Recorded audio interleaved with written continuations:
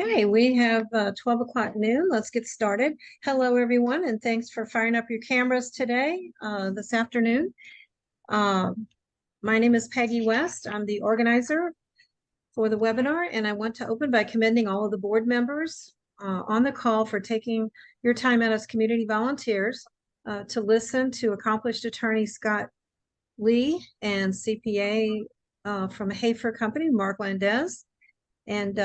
hear the real facts to support your positions as directors.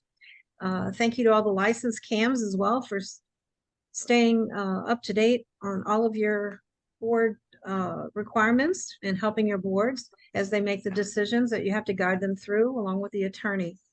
Again, this is not a CEU credit. However, all of the board members will receive a certificate, but please allow 5 days or so to get them out.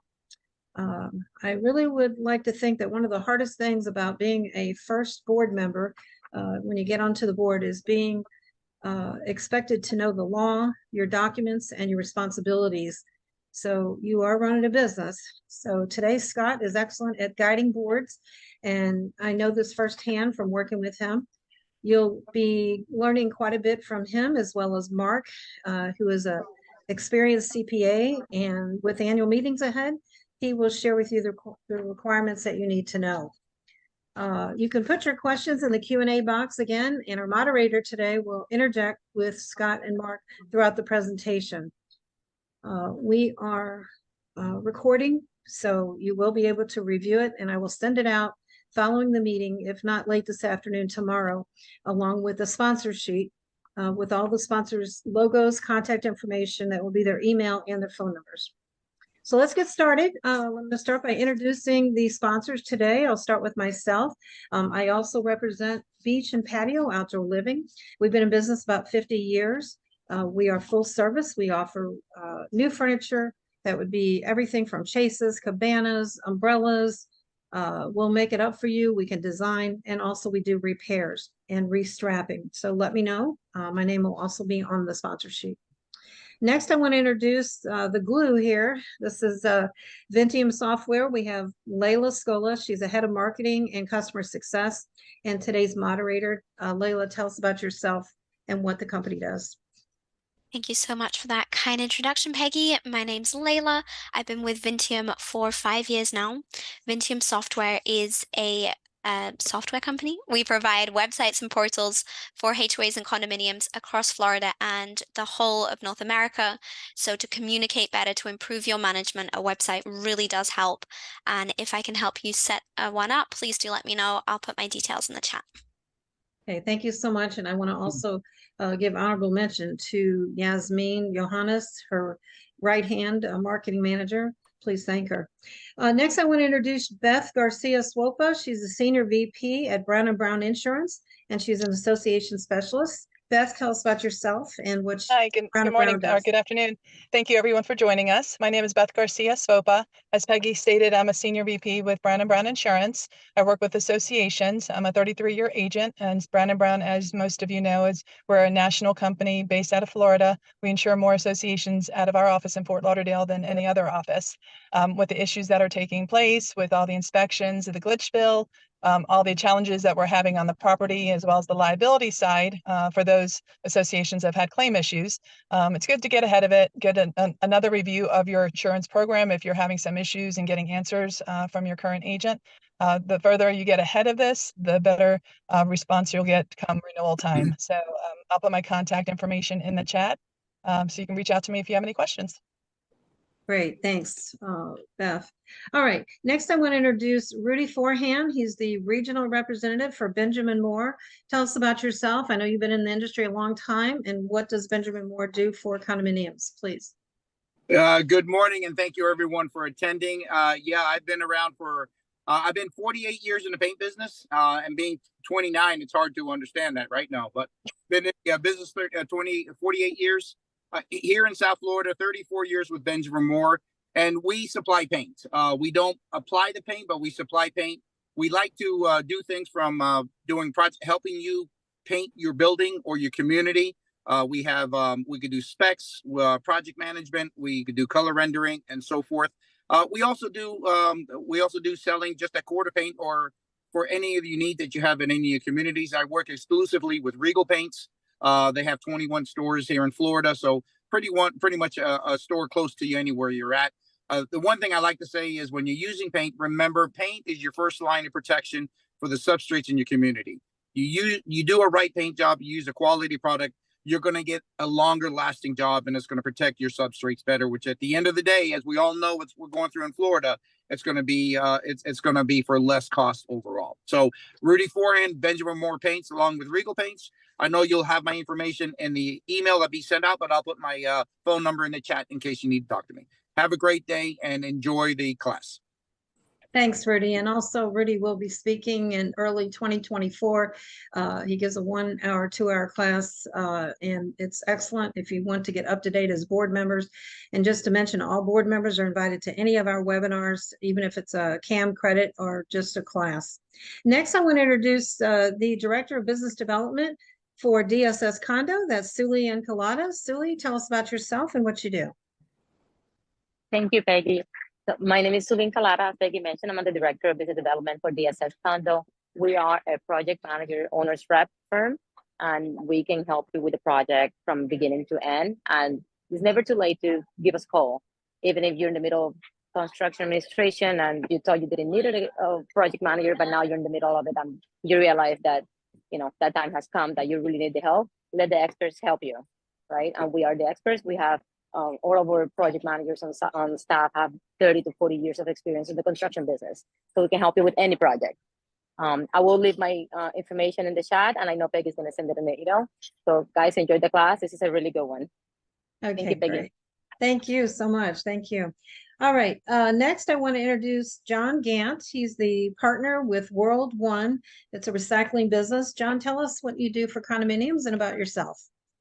Thank you again, Peggy. First, I wanted to say I think we're all very blessed to have you here, Peggy, because you're a very genuine person and you really care about everybody. You do. And it's quite evident, and that's why we're here. So we appreciate that. A little bit about me. My name's John Gant. I'm with a company called World One.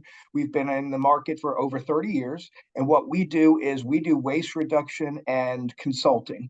We match your actual building to its needs. We babysit the building and babysit the haulers, if you know what I mean. Obviously, we're in a financial call right now, so budgets and numbers are predominantly the forefront. And I know what's happened in the waste and recycle industry over the last few years with costs, et cetera. What we do is like to match some savings for you and look at your building and get you in the right scenario and save you some money. So we've got a full team down there with operations trucks that can swing by and pull out pallets for you. So we're a one-stop shop, full service, and I'd love to chat with you on anything we can help you with. And I'll put my info in the chat box. Great. Thanks, John. Welcome back. And I hope you're a part more in the future of our webinars. So we have a few sponsors that are not here. I'm going to quickly go through them because they were very involved in inviting you today. Things do come up. So I'm going to start with Rapid Response. That is a water restoration company. Erin Nickerson is the Director of Business Development. Very hands-on. If you want a great lady to deal with or company to deal with, find her on the contact sheet.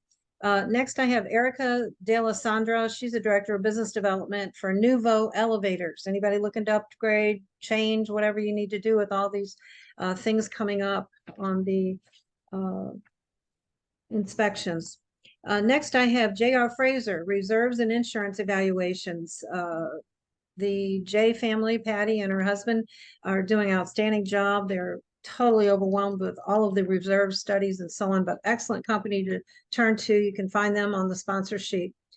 Next, I want to introduce Plenty Cleaning. Sophia Diaz is an owner, and she is not on today, probably on a job, but she does condo lobby cleaning and so on. So that's an excellent person to know if you're looking to make a change, you want a great price.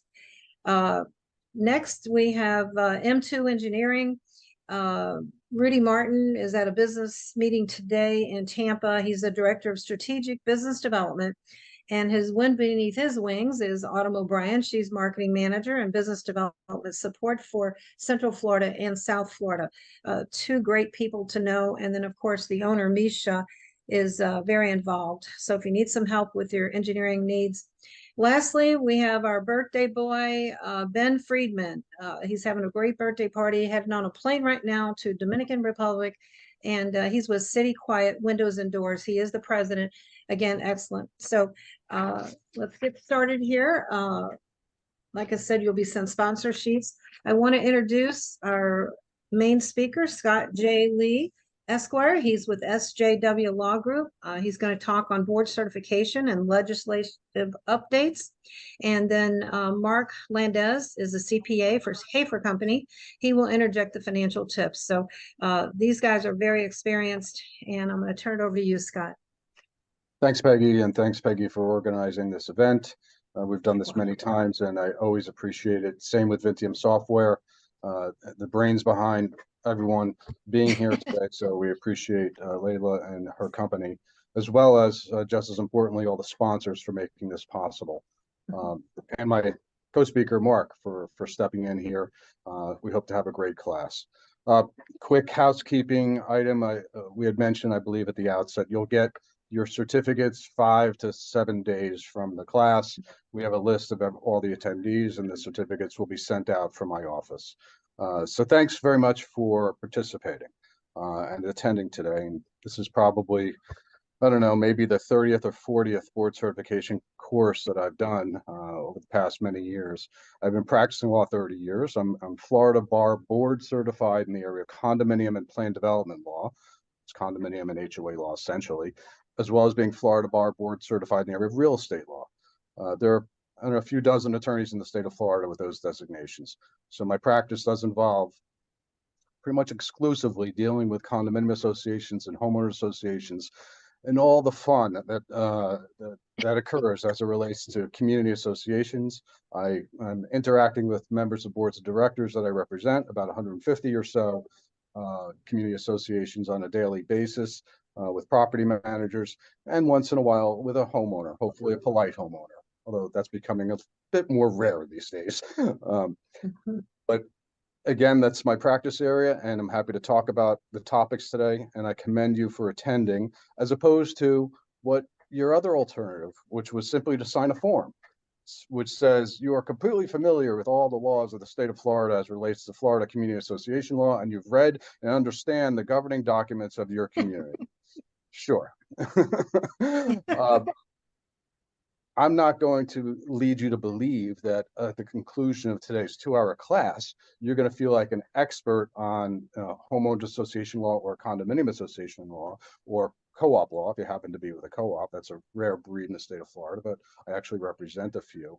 Well, my goal today and Marc's goal today is to enable you to come away with enough information to give you the ability to issue spot. You're not expected to memorize all of this information. It's an unending amount of information that, frankly, us community association practitioners, attorneys, and accountants alike, we continue to educate ourselves as it relates to these areas. And the mountain of law, statutes, cases, practice tips continues to grow. So don't feel as if today you haven't committed to memory every aspect of the particular statute that that governs your particular community. But again, it will help identify some key issues. And that's what we're going to do today. We're going to go over several key subject matters that seem to come up over and over again. I like to start these courses with kind of I call it the 10,000-foot view. I spend most of my day answering legal questions from board members and property managers, asking for, can we do this or that? What's the best way to handle this particular situation? And how do I come up with an answer? Well, it's based upon not just Scott's wishes or what Scott thinks is best, although maybe I integrate that a little bit. It is dictated by different authorities, we'll call it. And here are the different categories of things that I look at that we as a group, as community association practitioners, we like to and need to review. And Peggy, I'm getting a note that some people are waiting to be let in. So if you, or Layla, if you could just check on that. Thanks. So there's the authority that we look at starts with your governing documents. the title governing documents. What does that mean? What are governing documents? Well, basically, there are three, arguably four different sets of documents that fall under the category of governing documents. It is your declaration, that's one, your bylaws, which are two, your articles of incorporation are three, and sometimes, in fact, recently, rules and regulations used to be part of that description of governing documents, but they generally aren't, but we still like to say it's part of what we call governing documents. So let's break this down a little bit further. Your declaration, that's the, generally speaking, chunky number of pages, has most of the information, most of the provisions and the substance, which dictates how your community functions, operates, collects assessments, rights and obligations from a maintenance perspective, whether or not something constitutes a violation, etc. Virtually everything. It's the first document that we look at when we are asked a question, because not all declarations are the same. Not all read identically. There are many common provisions we'll call boilerplate, although I really don't like that word because boilerplate can change based upon one word here or there. So a commonly reading provision could end up being interpreted and being applied differently depending upon a sentence that's inserted into this quote unquote boilerplate. So don't presume everything in your declaration is just boilerplate, but the declaration is the key document. What I euphemistically hear across the board is the usage of the word bylaws in exchange, frankly, for the word declaration. If we want to come away seeming a little more intelligent after today's 2-hour presentation, stop using the word bylaws, because bylaws, that is a document, but it's typically just an exhibit to your declaration, and the bylaws will cover procedural aspects of the governance of your association in terms of how meetings are to be scheduled, what makes up a quorum of the community, when an annual meeting may necessarily need to be convened and what time of year, how many members of the board of directors must there be for your particular community, and a few other niceties and details, which are more procedural in nature. Important, I'm not saying it's not important, but it's secondary certainly to the declaration. So when we talk about the document that is going to govern the community, by and large, we're talking about your declaration. Bylaws and exhibit, also important still from a procedural perspective. Thirdly, articles of incorporation. It's kind of the long lost cousin of the governing documents. It's not thought of very much, probably for good reason. The articles of incorporation are the birth certificate for the corporation. Whether you're a condominium association, a co-op, or homeowner association, we're all not-for-profit corporations. How do corporations get started? Not just wishful thinking. We file something with the state of Florida Division of Corporations online. These days, you used to be have to mail stuff in, but we're electronically more adept, and the Division of Corporations allows us to initiate the filing of a corporation by doing it online, but then they generate themselves, they being the state, articles of incorporation. Sometimes practitioners will actually draft up articles of incorporation, but that's the third set of documents under the purview of governing documents. And why do I put it in this order? Declaration, bylaws, and articles of incorporation. It's not randomly placed in that order by myself. It's done that way due to the fact that if there is a conflict in any one of these documents, the hierarchy in terms of what controls, what language supersedes and takes priority over the others is in that order. The declaration is the highest and best. The bylaws are second. The articles of incorporation are third. And as an aside, it's kind of rare that you'll have something important in the articles of incorporation, although once in a blue moon, you'll see a provision that is not covered in the declaration, that's not covered in the bylaws. And when I'm going through these documents to try and get an answer to a legal question from my community association client, I do have to take a look at the articles of incorporation as a last resort. And every so often, there's something in there that actually dictates the answer to the question that I need to provide. So include your articles of incorporation in that basket of governing documents. Lastly, rules and regulations. A few years ago, a set of rules and regulations, we'll talk about later on in the seminar, how rules and regulations interact, for lack of a better word, with your declaration and your bylaws. in terms of what's permissible and not permissible to be placed in rules and regulations, and how rules and regulations to be adopted. But rules and regulations also create certain restrictions, certain procedures that also guide the governance of the association as between the board members. I'll give you an example, rules relating to how an owner makes a request for an inspection of business records. That's typically found in rules and regulations. You could have emotional support animal rules and regulations. You could have rules and regulations pertaining to how a particular tenant applicant is to be approved or not approved. That type of criteria could be built into rules and regulations under certain conditions. So we have governing documents, and I just listed those for you. What else do we look at as a community association practitioner? Statutes, the law, coming straight out of Tallahassee, our esteemed Florida legislature. Depending upon if you're, again, a condominium association, HOA, or co-op, will dictate which set of statutes are to be reviewed and cover your particular community association. For condominium associations, it's Florida Statute 718, Florida's Condominium Act. For co-ops, again, a rare breed in Florida, we've got a few out there and I represent a few, it's Chapter 719, essentially the Co-op Act. That's how it's known. And for Florida homeowners associations, probably a good number you hear are board members for a homeowner association. That's Chapter 720, which I probably look at Chapter 720 a few times a day just to verify I've got the language right when it comes to, again, answering a question for one of my clients. We also have an additional statute which applies to each one of these, a condo association, a co-op, and an HOA, and that's Florida's Not-for-Profit Corporation Act, and that's Chapter 617. So in the absence of language in Florida's Condominium Act, Florida's Co-op Act, or Florida's HOA Act, particularly on procedural issues, we look and can be guided by Chapter 617, Florida's Not-for-Profit Corporation Act, which is what I had said a few minutes ago. All of the communities to which you are now a board member are a corporation and a not-for-profit corporation. And that statute does have some language in there that covers certain scenarios involving the governance of your particular community. Okay, let's go backwards. So we got governing documents, we've got the statutes. Do I stop there? No, not necessarily.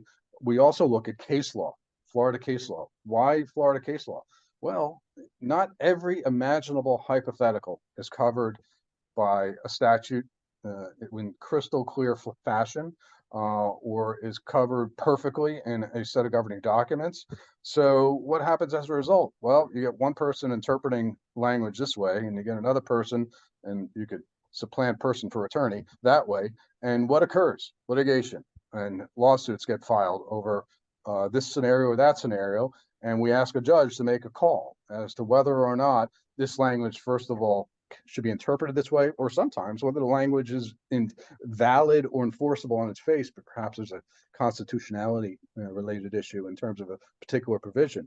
And so as the litigation works its way through the system, you go to circuit court first, maybe county court, depending on the type of issue, it could then end up, at least in our area, the 4th District Court of Appeal, with an opinion that is generated by some appellate judges, and that opinion on that particular limited issue becomes precedent. And we have many of those cases that dictate sometimes how I advise my association, even if we have contradictory language perhaps in our governing documents or even the statute, although that's rare. Case law, judicial decisions are of preeminent importance and take priority over all others. So we always have to look at case law, and there's a rare circumstance that there's an issue that slid in the cracks of how the statutes are written or perhaps how your governing documents read. As an aside, in addition to case law, we also have arbitration decisions that act like case law. That's coming out of the Division of Condominium out of Tallahassee, not by a judge, but by an arbitrator who issues a written opinion as to a matter almost exclusively pertaining to condominium associations, although condominium association disputes are litigated all the time and end up in circuit court and perhaps the 4th District Court of Appeal. But certain types of disputes do go to the Division of Condominium, and those arbitration decisions as to those issues are deemed to be persuasive authority. It's basically another set of guidance that we as community association practitioners can look at. Are any HOA disputes dictated or make its way to the Division of Condominium for an arbitration type decision? Only one type, when there's an Hello? election dispute. The Division of Condominium does actually hear homeowners association election disputes. It's a bit strange. It's this nuance in the law in terms of the jurisdiction of the Division of Condominium. But if you have, say, a challenge involving a recall of directors that's taken place, or someone's challenging the election result itself, that owner parenthetically happens to have 60 days to file a Division of Condominium complaint as involving a challenge to the results of the HOA election. But 98% of the matters before the Division of Condominium are condominium association related matters. So that's the, as I like to say, the 10,000 foot view. Now we're going to get a bit more granular in terms of different topics, and me and Mark are going to ping pong this back and forth as to the different topics that we and Nicole thought were important for you guys to hear. So I'm going to throw this back to Mark to discuss, generally speaking, the preparation of budgets and consideration of budgetary related issues. So budgets are very important this time of year. I can say this, that everybody is scrambling with all the higher costs. We were speaking about this a little before the presentation. More than ever, budgets matter. We've seen a year of just increasing costs with regards to people on the payroll, people working for the condo contractors. Now's the time to be closing out your books correctly, going through line item by line item, going through the general ledger and making sure everything makes sense. I can say this, that, you know, the Wall Street Journal was saying that Florida is ground zero for inflation in the country, and South Florida is the worst in the state. So pinpointing what your budget's going to be is so important. Making sure that you guys have some cushion there.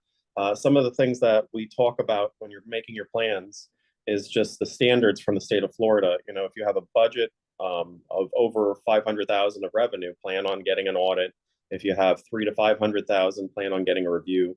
150,000 to 300,000 is a compilation. And then anything less than 150,000, you're still required by statute to get cash receipts and expenditures done and have that readily available to your community. As part of going through your budgets, make sure that you go through the contracts, make sure you read the contracts. I noticed some of the questions that were coming in asking about committees. Committees are so important to get through some of these contract readings, making sure that things aren't duplicated. I can say that I've gone to so many associations and read through some of the contracts, and I found duplication of vendors. And, you know, it's something that needs to be looked at, especially when an association's been around for a long time. Other things just to consider, make sure that everything is coded correctly. I can't tell you how many times I'm doing an audit and I'm doing journal entries to correct costs. And it's just been coded because we got to get through the monthlies on a monthly time, and you have accountants that are doing this diligently, and you know, or an admin coding something for the association, and it doesn't get corrected until the audit season. And you know, that's just very important to have that all documented and available, the correct numbers, so that when you guys are putting together your budgets, you have the most correct numbers and you're making your decisions based off of that. Great, thanks, Mark. Okay, so as a board member, what are you guys doing? You are running this community association. You are running, and I think Peggy had mentioned it at the outset, you're running a small to mid-sized corporation, and that comes with a large degree of responsibility, and unfortunately, in some respects, potential liability. But I'm going to quell most of your concerns in about a minute or so as it relates to that issue. But you know, Mark just got me thinking about one particular issue when it comes to committees and budgets, and you know, this may be taken a little out of order, but just remember one thing as board members: you guys are the decision makers for this community. You've either been elected or appointed for that purpose. It's my suggestion you not delegate too much of those chunky substantive decisions to non-board members, i.e. committees.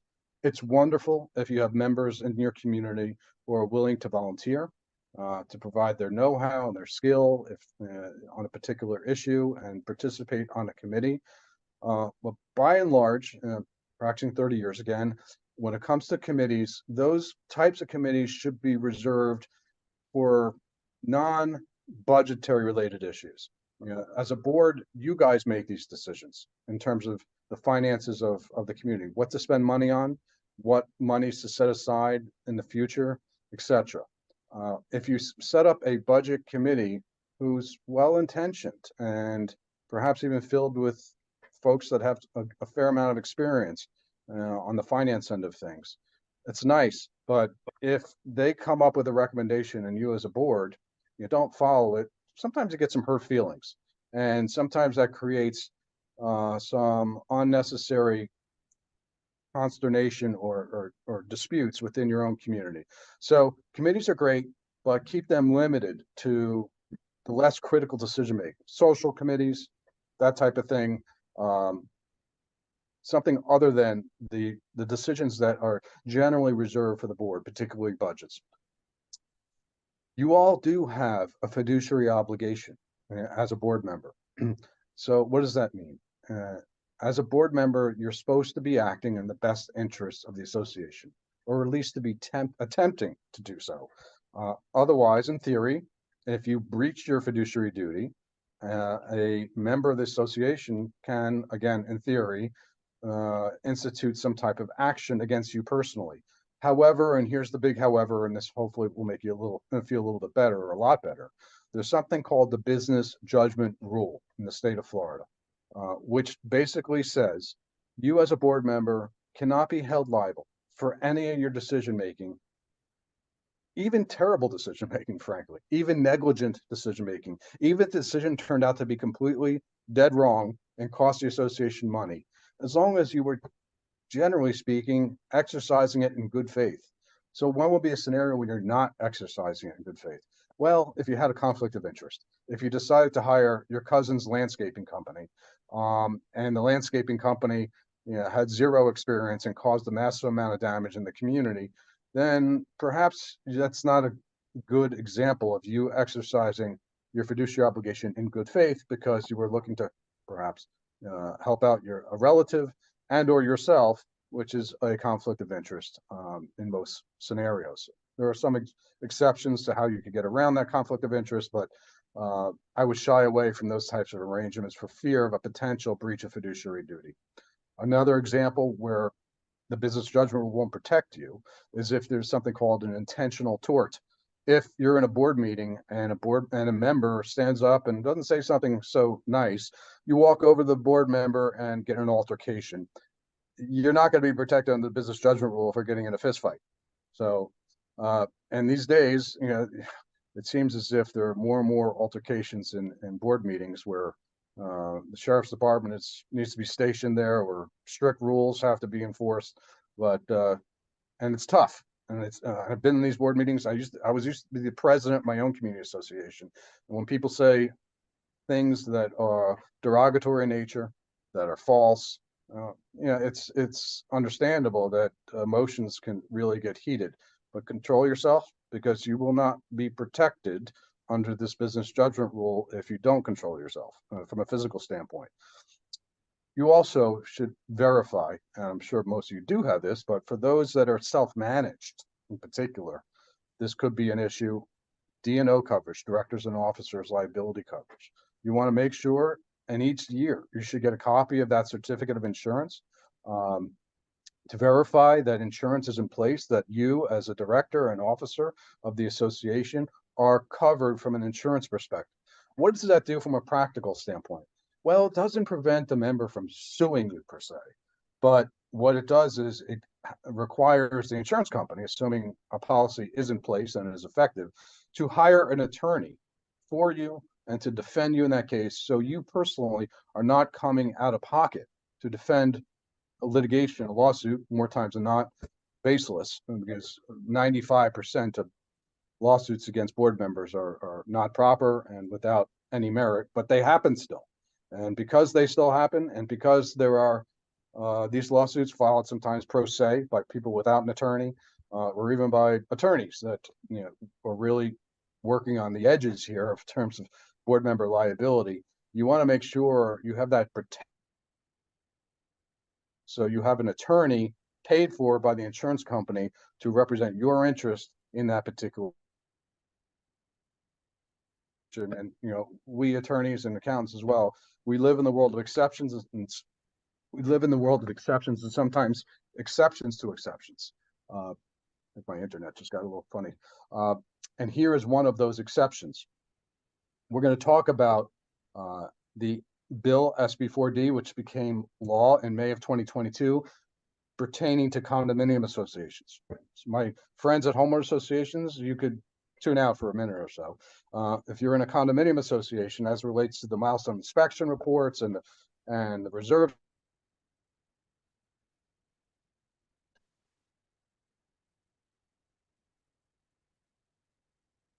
modified in June of 2023, which we call the glitch bill. Sorry to interrupt, Scott. You cut a little bit there, and so we missed the last couple of sentences. If you could repeat them. Oh, okay. So as it relates to the law that affects condominium associations, which came into play in May of 2022, further revised in June of 2023. Again, this just deals with condominium associations, not HOAs. There is an aspect of this statute that says if the law, this particular law in terms of milestone inspection reports, in terms of structural integrity reserve studies, is not followed, that in and of itself constitutes a breach of your fiduciary duty. So my condominium association board members, it's critical that we do understand and interface with our condo association attorney, as well as property management company, the dictates of that new law, if the law applies to you. It doesn't apply to every condo association. I'd say most, depending upon the number of stories you have, and we'll go into some of the details of that later on. But that's an example where breach of fiduciary duty is automatic, unlike other scenarios which you're insulated from as a result of the business judgment rule. So make sure you got your D&O coverage in place. Okay, Mark, maybe if you could just reiterate the end of the year financial reporting requirements in terms of the different levels and how that comes to be, and what needs to get sent out to the membership, and what type of reporting goes with the different levels of revenue. Okay, as stated before, anything over 500,000, you're going to need an audit. 300 to 500 is a review. 150 to 300,000 is a compilation. Anything less, you need cash receipts and expenditures. A lot of people are like, well, we're under 500,000. We're not required to deliver anything to the membership. But these are all things these are the requirements that need to be delivered to the membership in a timely basis. Audits, typically you have the 180 rule where it's got to be done by April 30th and given to the membership. So these are requirements of the state of Florida. Depending upon whether you're an HOA or a condominium is how it could be enforced. Obviously, HOAs is a little bit more lax because the DBPR doesn't have the authority to enforce anything that's late or not being done on a timely basis. I got into an interesting question the other day. There is a right to waive an audit. There is a right to go with a lesser service. But then the problem becomes if your association's in so much trouble that it really wants to consider waiving an audit to not have that incur that cost, you might get in trouble if you need a loan down the road. And then you're going to have to scramble and get all those financials that were not done in previous terms, because the bank is going to want to see consistency in reports. So I'm telling a lot of the associations right now, don't take that shortcut, especially if you feel like you're going to need to get a loan for some type of structural repairs, as we're seeing all of this stuff develop with regards to the structural reports going on. Great. And as it relates to the different levels dictating which type of report you may need by statute, when we say revenue, we're really talking about the assessments of the community. Is that tantamount to assessments, or not necessarily? Not necessarily. So pre 606, 606 was a rev ruling that came out about 5 years ago. It went into enforcement about 3. If we had assessments that were 500,000, we could expect to do an audit. The way 606 changed the industry is the FASB made some changes to how revenue is calculated. Now, just because you have assessment revenue of 500,000 doesn't mean that it's 500,000 of revenue. It depends on two contingent items. One is bad debt. If you have bad debt, it goes right against your revenue in the calculation. The other signature change was the fact of how reserve assessments are calculated. Now, reserve revenue can only be to the extent of the expense, and that's a difference in the calculations. For example, if you have 500,000 in assessments and 50,000 of it is reserves, you really only have 450,000 unless there was some expenditures with regards to the reserves. And how far up can you calculate? Well, to the extent of how much liability you have. So if you have, $1 million in a war chest of reserves and you spend $1 million, you're going to have 450 plus the $1 million of expenses that were incurred. And definitely a different thing. We tried to get clarification from the state.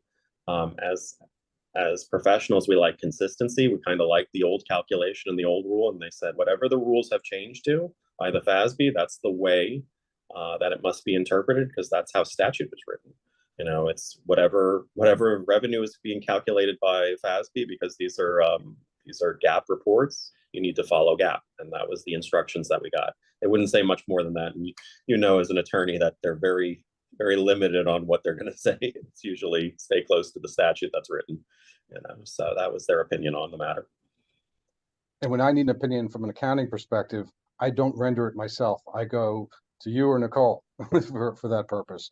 So, and this is a great example, guys, of what Mark just talked about. This is intricate accounting stuff, and your accounting firm, which you need to have one, will dictate what type of report should be generated, and they'll explain to you why, based upon the determination of your annual revenue and what pieces make up the annual revenue.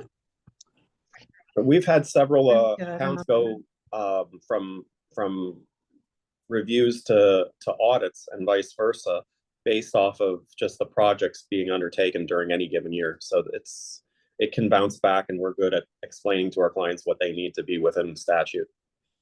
And the different reports have a different level of intricacy, obviously. So the lesser report, because of the lesser revenue, there's a lesser cost as opposed to a full-fledged audit. But you may not have a choice statutorily, and it may be in the association's interest to get the highest and best, because, like Mark was saying, a particular loan that's coming down the pipe that the association may need.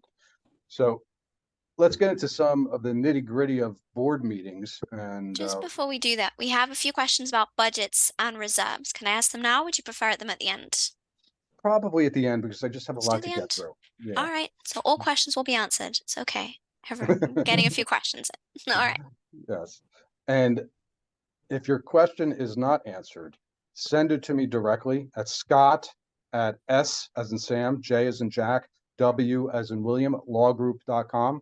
And I promise I'll get to all your questions, whether it's in this form or thereafter by email. Running a board meeting. Who does what? The president. What is the president's role?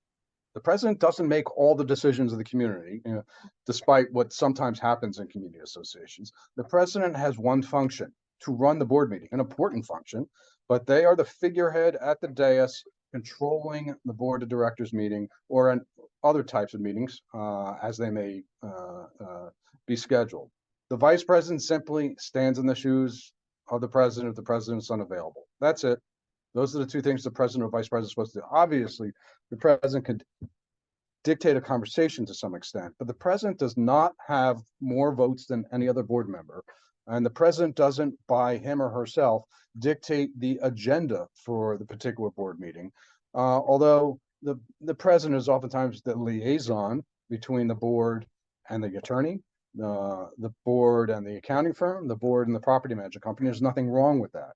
In fact, there should be a liaison, because if the attorney or the accounting firm, or the property manager for that matter, is getting bombarded with emails from various board members, sometimes you get contradictory directives, and that becomes difficult. So I do recommend having one person, oftentimes the president, serve as that liaison to the various professionals that are serving the association.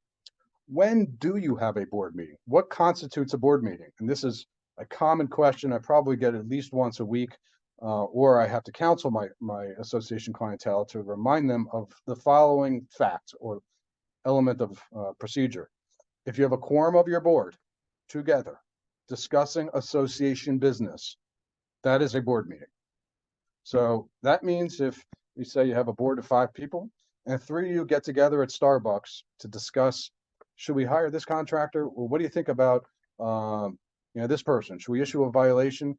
Guess what? Association business is being conducted, even though it's over a cup of coffee and maybe a protein bar. It's a board meeting.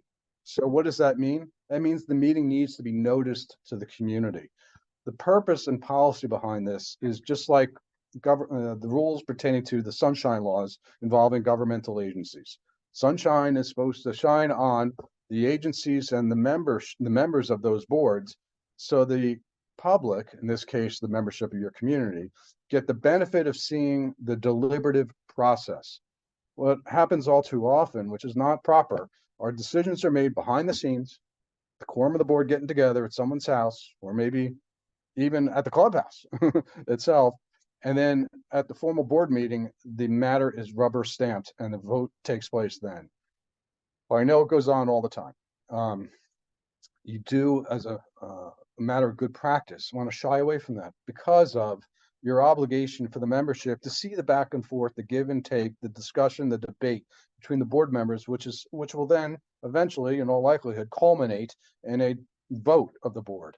So don't forget about quorum of the board getting together to discuss association business. It really needs to be done in the context of a formal board of directors meeting that is properly noticed to the community.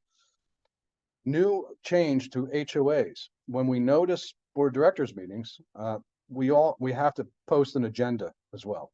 So with condominiums and homeowner associations, there are lots of overlap, and there are situations where the law is not similar for condominium associations as it is for HOAs. Great example involves reserves. We'll talk about later. Well, it's generally mandatory for condominiums to have reserves. HOAs, mostly not, except in rare circumstances. Prior to October 1st, 2023, HOAs did not have to post an agenda. Some did anyway, but it was not mandatory from a statutory perspective. Condos always did. Just the nuance of Florida's Condominium Act compared to Florida's Homeowner Association Act. But now that has changed as of October 1st, or HOAs, for all your notices of board directors meetings, make sure you include an agenda. And where does the notice go? It has to be posted in a conspicuous location. Well, what's a conspicuous location? At the guardhouse, or a bulletin board at the pool, or at the front gate. That all works. That all constitutes a conspicuous location. That constitutes proper notice. Your traditional board of directors meeting, whether it's condo, HOA, co-op, it's 48 hours in advance. So that notice needs to get up there 48 hours in advance of that meeting. Okay. Other types of notice for different types of meetings. Well, not all meetings are just a 48-hour notice, right? We have here the exceptions. Say we're proposing some amendments to governing documents.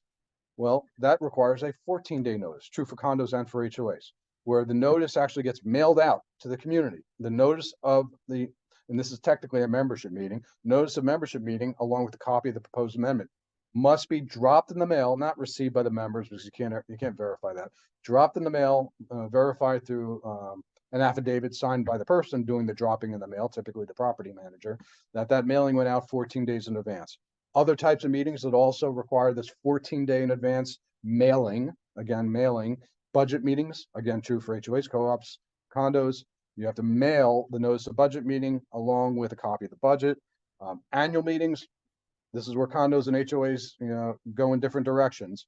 With condos, it's a whole different scheme, 60 days in advance for the first notice, and then 14 days for the second notice, and there are time periods in between for submissions of notice of intent to be a board member and submissions of resumes. For HOAs, it's 14 days, unless your bylaws say something different. So that's where their bylaws actually become important for that type of deviation, particularly for HOAs. But if there's nothing in your bylaws, which is common, then it defaults to 14 days. Also, if we're changing the manner in which reserves to be held, again, for condo associations, or sometimes for HOAs, but rarely, from straight line method to pooling method, we'll talk about that in a little while. That requires a special 14-day notice. Voting on material alterations of condominium associations, that requires a membership vote. In most cases, that requires a special 14-day notice mailed out to the membership with information contained in the notice itself. And lastly, probably most importantly, if you're seeking to impose a special assessment on the membership, special 14-day notice goes out to the membership, mailed, again, not posted in a conspicuous location. That doesn't work. It has to be mailed, and along with a whole set of detailed information in the notice as to the gross amount of the special assessment seeking to be raised, how it's chargeable to each unit owner or homeowner individually, how it's payable, and what is the purpose of the special assessment. Important information that needs to be built into this notice, which if it isn't, then you're always going to have that one or two individual situation of looking to challenge the procedural aspect of how the special assessment was adopted. And what's the best way to do that? Look at the notice. Did the notice properly inform the membership what this special assessment was all about? And if you're lacking information in your notice, your special assessment could be deemed not properly adopted, and thus, most importantly, not collectible, which is a problem, particularly in this day and age when it seems like I'm doing one notice of special assessment a week unfortunately, for my condominium association friends, due to roof replacement or insurance costs. Some HOAs as well, particularly townhouse communities, where they are going through the same roof replacement requirement and insurance premium hikes that necessitate these special assessments that most folks aren't thrilled with. And you're going to have one or two or more that are going to attempt to challenge you as a board as to the procedures that were followed leading up to the adoption of the special assessment. If I had a nickel for every time I heard the word workshop in the context of, Scott, can't we just do a workshop so we could discuss some issues on the side? Because we can't be bothered with having the members present. They'll interfere with our discussions. This is important stuff. Guys, there's no such thing as a workshop. It doesn't exist. It doesn't mean it doesn't happen. I know it does. But that is an illegal board of directors meeting. When can you have a board meeting to the exclusion of the membership? Two scenarios, only two. When you are discussing a sensitive personnel matter, where, for example, you're looking to hire or fire a maintenance person, a property manager, even an attorney or an accounting firm, that's deemed a personnel matter, and you can have a closed meeting, it's called, or an executive session, and a commonly used description, where the membership are not involved and not invited. However, it's still recommended, and there's some debate among us community association practitioners, do you still have to notice the meeting if it's a closed meeting? Do you still have to post it in a conspicuous location? And by and large, most of us feel the answer is yes. Do it anyway. Post that notice saying closed board of directors meeting, and that will cover you and avoid a potential argument that we failed to notice a meeting, even a closed one. What's the other scenario where you could close the meeting? We've got sensitive personnel matters. Secondarily, when your attorney is present in person or by Zoom or on the telephone, and a discussion involves pending or threatened litigation.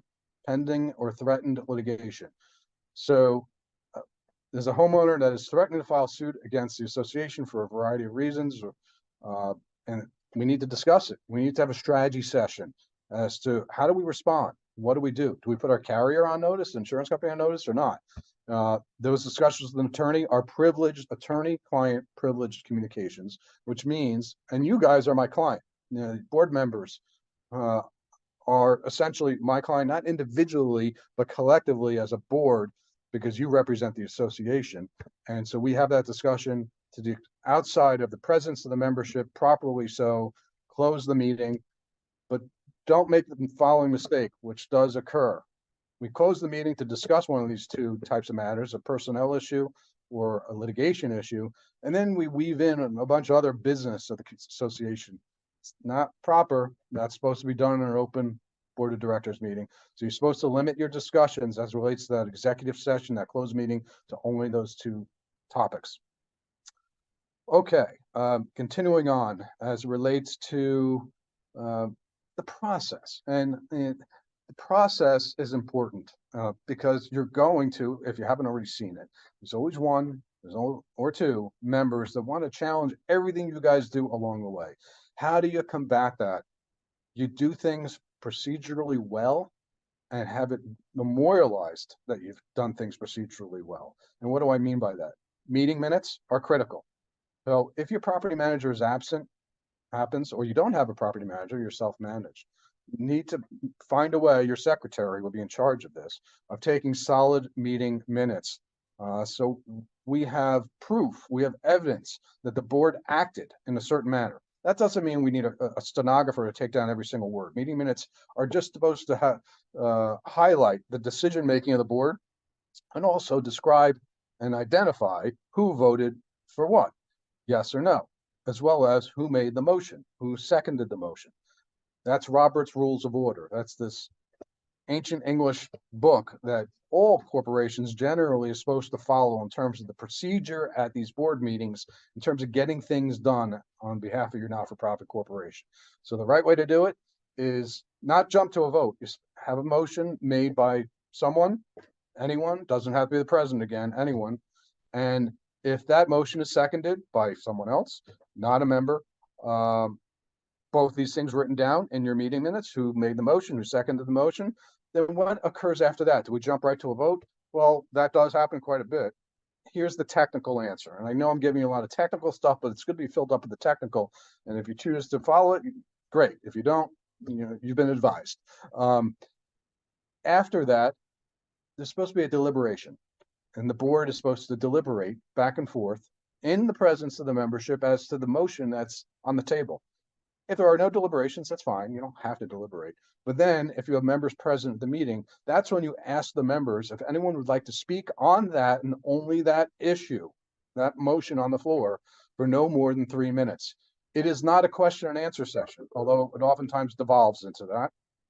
It is not supposed to be the members trying to put a board member, as if they're asking them questions like a deposition. That's not proper either. It is the opportunity for the members to give their opinion. And I suggest, if need be, if you have a recalcitrant member or someone that just wants to hear themselves talk endlessly, time them. Give them 3 minutes. Say, okay, you have 3 minutes to share your viewpoint on the motion that's on the floor. Go and time it. Once they come close to 3 minutes, politely warn them. And once the 3 minutes is up, they're supposed to be done. If someone asks a question, can I answer it? Sure, you can. You're not going to do anything terrible or expose the association, but these are tools for you when you have recalcitrant members who feel as if this is their stage to attempt to embarrass board members or grandstand in some way. Don't let them do it. Control the board, and that's the president's job, to control this flow, this conversation. And if a person is out of order, they need to be shut down by the president. What about videotaping and audio taping? What if someone comes in with their camera and does this while you guys are doing your board meeting? That's kind of annoying, right? Well, unfortunately, or fortunately, depending what side of the issue you're on, it's permissible, to some degree. A member has the right to audio tape or videotape a board meeting if they so choose. It doesn't mean they could shine an emanating light in your eye and it be distracting. That's not proper, and you could tell them to shut it off. And one suggestion is to create rules and regulations involving videotaping and audio taping meetings, which I've done, whereby you require, if a member so chooses to audio tape or videotape, they have to give the board advance notice at least 24 hours in advance. Why is that good? Why is that practical? Because if you're about to start a board meeting and a member comes right up to the table and puts right in front of you their phone and hits tape, it's kind of disconcerting. It could put you on edge, if you're just dealing with that at that very moment. So it's nice to have some advance notice of that and create some ground rules. So that's one way to deal with those situations. However, you cannot just across the board say no videotaping, no audio taping. That would be against and inconsistent with the statute. What about voting by email? Goes on all the time. I know that as well. Again, these votes are supposed to be taken at board of directors meetings. Scott, does that mean every decision we have to do at a board meeting? We only meet once every 60 days. No. You can vote by email for certain scenarios. If there's an emergency, absolutely, you could take a vote and not have to convene a board meeting for that purpose. That's also another exception to the 48-hour rule. If we have an emergency, a hurricane bearing down on us, we did pretty good this season, right? No hurricanes came our way, but I'm sure, down the road we won't be so lucky. If the board has to get together on short notice, just an hour's notice even, and we have a hurricane pointing at our path, you can meet on an emergency basis without having to post that 48-hour notice. And that's true for voting as well, and particularly for hurricane preparedness. This was true during the throes of COVID, during March of 2020, when everything was going on as it was. Emergency meetings were commonplace and proper, so we dispensed with the formal notice requirement. And votes were proper from an email perspective, due to the emergent nature of the decision-making that needed to occur for COVID preparations and precautions. This is where I bring up, aside from the emergencies, what you can still decide informally by email outside of board meeting, what you can. And maybe this is a silly example, but it's the one I keep going to. Say your management company says, hey, our pool guy wants to come on Thursdays instead of Tuesdays. Any problem with that, board? That's kind of ministerial in nature. It's scheduling. It's not really substantive, and it's not impacting the finances of the community. That type of thing, sure, everyone can shoot back an email, no problem there. That's what I call ministerial acts, ministerial procedures of the association. But big decisions in terms of, hey, should we impose a special assessment in the amount of $1 million or $2 million? Not supposed to be done by email, and really need that discussion to occur at a board of directors meeting. Okay. What do we got next? Vacancies on the board. So from time to time, a board member may say, I've had enough of this. It's been a lot of fun. My compensation package is not so wonderful. I've decided to move elsewhere or play golf for the rest of my days instead of participating in the governance of the association. And they resign. First off, as it relates to resignations, it has to be in writing. So if that resignation is threatened, I'm going to resign because I don't like the way the vice president is behaving, that does not actually constitute a resignation. You need it in writing by statute. An email does constitute a writing for that purpose. So if the board member sends an email saying, I formally resign, then they have resigned. They are off the board. They can't change their mind either. They are off the board. But how do we fill that board's seat? And do we fill the board seat? Well, that depends upon how your bylaws read. In this case, your bylaws are important, unlike what I may have said in the beginning of the seminar, whereby we look, there's almost always a provision in your bylaws talking about resignation of board members. And this is an example where one word in your bylaws can change the advice I give and how you as board members approach filling a vacancy. Simply turning on the word may or shall. In the context of, you see language in your bylaws that say in the event of a resignation, the board of directors may choose to fill the vacancy with whoever. That's discretionary nature. It's up to the board in that instance to fill the vacancy or not. So you have the option in that instance because of that word may. If it says shall, you have to give real solid efforts to try and find a replacement. If no one wants to do it, listen, you can't create a person, right? You can't make up an individual or force anyone to serve on the board, but you have to give and exhibit serious efforts and solicit folks to fill the vacancy, and that would satisfy that element, that shall that I'm talking about. Okay. I think that's a good amount of, although there's quite a bit more we could always go into in terms of the mechanics of board meetings, notices, how to handle recalcitrant owners, which is never easy, and will be probably the most challenging by far aspect of your service on the board. There are different ways to deal with recalcitrant owners. And before I move on to the next topic, let me throw this out there.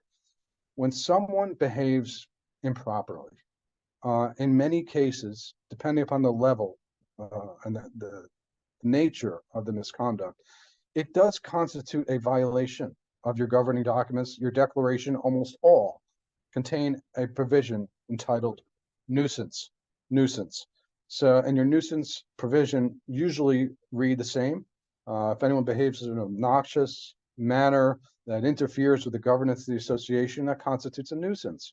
So does a member standing up at a board meeting and accusing someone of a board member improperly of criminal misconduct, happens a lot, using some choice words to describe a board member, happens all the time, or other, just histrionics, as I like to say, at board meetings, or maybe even come by way of email, that's not proper, and it constitutes a nuisance, and it may warrant sending out of a violation letter to that particular misbehaving owner to remind them that we're aware of your misconduct. And even if a member behaves grossly improperly towards another member, someone gets in an altercation, and it's clear cut that one person is acted in the more offensive manner than the other, that's a nuisance.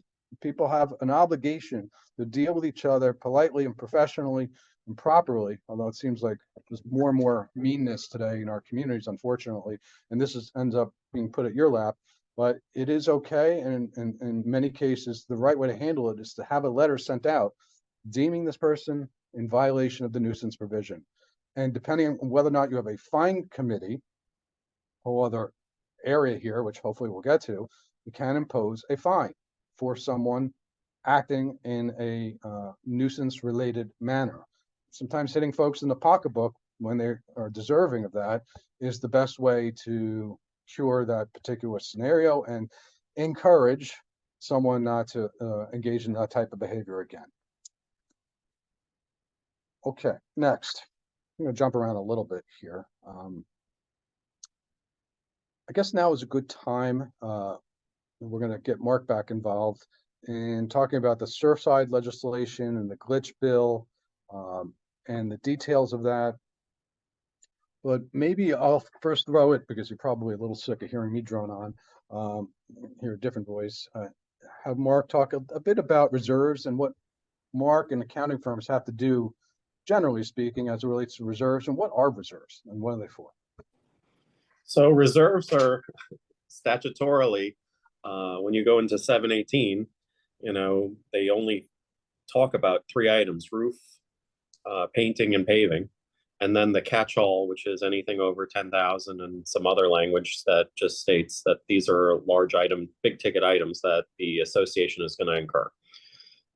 As far as what we see in the audits, we're not giving an opinion whether your reserves are properly funded or not. We actually disclaim this. What we do give an opinion on, or what we are commenting it on, is whether or not you're fully funding or partially funding your reserves. And with regards to that, we are also reporting how you guys have established your reserves, whether it's component-based or pooled-based. I will say this, that in the last year, it's become very more contentious over whether or not the nature of the reserves are correct. I will say that a lot of clients that I've seen during the year and a lot of people in the industry are not correctly doing their reserves. For Florida statute purposes, the DVPR, they want to see you guys put together a schedule every year. So if you're component-based, every year you have to recalculate your components. So what does that mean? Your components all have a useful life. You have to mark down what the useful life is. You have to mark down what you've funded to date. And then you have to come up with what the future funding will be based off of these calculations. What I see a lot of lately is when you're pooled, you kind of have to show the same thing. It's just calculated a little bit differently. Pooled basically is a formula where we take all of the components and we go out the full length of the highest life of one of your items. So if you have an item that you're funding and it goes out 80 years, you will have schedules that go out 80 years. If you have an item that within 3 years its useful life is over, then you will drop the cost of that item. If the full life of the item is 10 years, then on year 3, you're going to drop the cost. And then in year 13, you'll drop the cost. And this goes on and on for each item in your schedule. And the idea is that you'll figure out what the lowest amount of funding will be to make sure that you don't go below 0. It's a formula. Question that I came up at another meeting that I was in, can you partially fund? Really, you shouldn't be partially funding. The definition of pooled is that you've come up with a calculation to get the smallest amount of funding required. So, yes, you can partially fund, which really means you're not doing what is essentially the lowest amount of funding for your reserves when you're doing pooled. And every year you need to recalculate this schedule for the pooled. So I see a lot of the associations that I deal with, what they decide to do is they have this schedule. They get a reserve study in 2020 and they say, yeah, we're good for the next 5 years. Let's just follow the plan. Problem is DVPR wants you to recalculate those numbers every year, and you're required to, because that's just the plan. Every year something changes. You might have a hurricane come and you need to replace a roof. You may have common area that's been destroyed via mold, via some type of water intrusion. We live in South Florida. We have so much going on. Salt water is terrible for a lot of the associations. So all of these things change these estimates. And in order to be in compliance and in order to make sure that you are truly fully funding, you really need to calculate every year. And, the other side of this is that we're going to have the structural reserves that we're going to have to integrate into the reserves that are already established.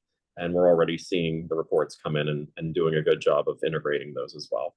So my suggestion to everybody here, make sure that if you're on the board and you're putting together a budget, that you're calculating these figures every year. Just having a schedule from 3 years ago isn't going to suffice. And we've had so many associations that our firm has had to alert them that you guys aren't really truly fully funded because your calculations are incorrect. These are based off of estimates that are no longer relevant to the situation at hand. So. Excellent. Thanks, Mark. So for my HOA friends, most of what Mark just said, and pretty much all, as well as what I'm going to go into as it relates to the Surfside legislation, does not apply. Why?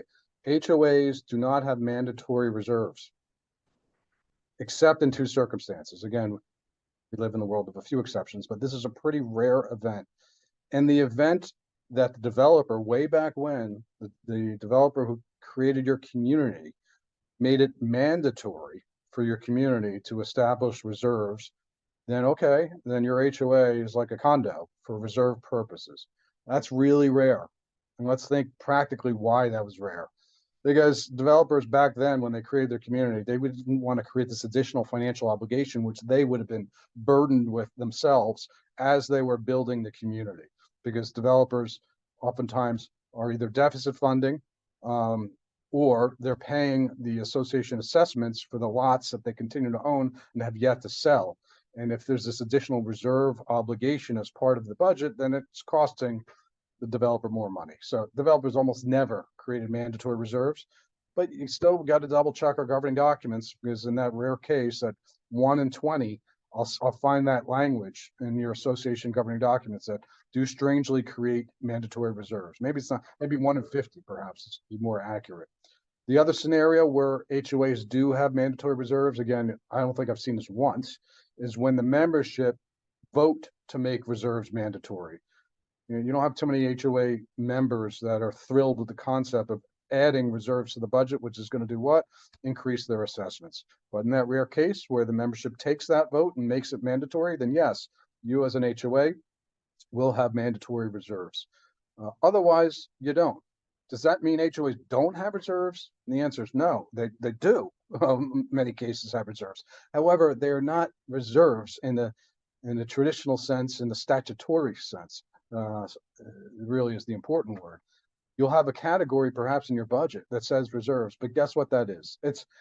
I like to call it an aspirational contingency fund. That's really all it is, because the monies that are segregated even in the reserve by way of a budget that are allocated in a category that says reserves, that may even get more granular and say replacement of roof of clubhouse, that still, those monies could be used for any purpose whatsoever in the absence of the mandatory obligation for an HOA to collect reserves. Does it mean you should not collect some semblance of reserves as an HOA for road replacement? Usually got to replace the roads 20 years into the community's existence. Clubhouses always need a facelift here and there. Recreational facilities have to be updated. The pool needs to be resurfaced. You have these improvement projects that are going to come up. It's not just for condo associations. So sure, it's a good idea, to collect amount of money to deal with those future projects and throw the label on it reserves, but just know from a practical standpoint, from a financial standpoint, if an emergency occurred and you needed to dip into this money that's set aside for reserves, you have that flexibility as an HOA. As relates to the May 2022 statute that came into existence, it derived from, we all probably remember the disaster down in Surfside, Champlain Towers, where the building collapsed, killing, I believe, 94 people, which people have argued is the consequence of not properly funding the reserves for that particular condo association for the purpose of getting to certain concrete restoration projects, which arguably, again, would have avoided that collapse. So as a result of that horrible tragedy, Tallahassee said, we're going to start clamping down on condominium associations and make them collect reserves for structural related items. And that was SB 42. Here's the dividing line in terms of what condo associations need to be advised that they must follow it strictly versus those that don't. It depends on how many stories of the condominium association. High rises, certainly. It's 3 habitable stories. This legislation and the mandatory nature of the collection of structural integrity reserves will apply to condominium associations that have 3 habitable stories. We have many condo associations around town that are just 2. So you're not bound by this particular law. There was also the glitch bill, like I mentioned, in June of 2023 that modified a few things. So what did the bill do? What did the law do? It set an initial deadline for a milestone inspection report of December 31st, 2024, or by the end of the year, the condominium turns 30 years old, or 25 years if you're within 3 miles of a coastline. And that milestone inspection report must be done every 10 years thereafter. We had about 20,000 condominium associations that fell into one of those categories. So impacted quite a number of people. What's a milestone inspection report? Well, that, those words have been thrown around quite a bit. What does it mean? Well, you got an expert. Usually it's an engineer, but the glitch bill expanded the definition of who could do these things, to look at your building and your components and make a determination initially on a visual basis. There's 2 phases. First is a visual inspection to check out to see if there's any deterioration here that necessitates phase 2, destructive testing to see how bad it is, to make some determinations as to what work needs to go on and how much money needs to be collected in reserves and when those projects need to be dealt with. So the glitch bill did extend these deadlines a bit to perform milestone inspections for those condos reaching 30 years old between July of 2022 and December 31st, 2024 by a year to 12/31/2025. Again, not expected to memorize this stuff, but just be aware if you're a condo that is reaching age 30 over the last year or so, or maybe next year, you do have an extra year to get this report in place. And the glitch bill also removed the strict 25-year deadline for coastal condominiums based upon local enforcement agencies' decision-making in terms of local circumstances, whatever that means. Lots of debate going around as to how is some of these laws and these deadlines going to be implemented. It's kind of vague standards, which are difficult to get your arms around. But if you are a coastal condominium, I mean, there's a heightened sense of awareness in terms of complying with this law. Now, the glitch bill, the June 2023 version, gave a little relief to condo associations, saying we're going to let you go beyond 12/31/2024 by showing if there's an exercise or showing of good cause. An example of that as used is if there's a pending contract with an engineer that can't be completed by the deadline by 12/31/2024, but you have a contract in place, the engineers just can't get to it yet, you're probably still safe and you're in compliance with the statute. Importantly, why? Remember, potential breach of fiduciary duty if you don't comply. So serious stuff we're talking about, this particular law involving condominium associations of 3 stories or higher. By the way, going back to the 3 stories or higher, that does not involve garage levels or the foundation. That was also fixed in the glitch bill. So it has to be 3 habitable stories, all right? The old law included garage levels and included foundations, strangely. So, but we've done away with that. Now it's 3 habitable stories or more, and you need to comply. So your engineer says, fine, you're signed up. Thank you for the deposit. I'm not going to get to you until mid 2024 best. You're probably okay. Have that contract though executed in place. They'll give you the extension. It certainly is good to be an engineer today. I will say that they are quite busy and they could set their price. You can't find one. So if get on this, don't delay, don't wait for the last minute because the engineers are backed up already. So you need to plan ahead. The glitch bill did broaden the group, like I was mentioning, beyond just structural engineers to a licensed contractor as well as a building inspector. I'm not a fan of those particular new categories of folks that you're going to retain. Perhaps, if you're a real small condominium community, fairly newly built, okay. If you want to go down the road of using a licensed contractor or a building inspector, probably a heck of a lot cheaper. But if you're a high rise or you're an older structure, you need a structural engineer to do this work.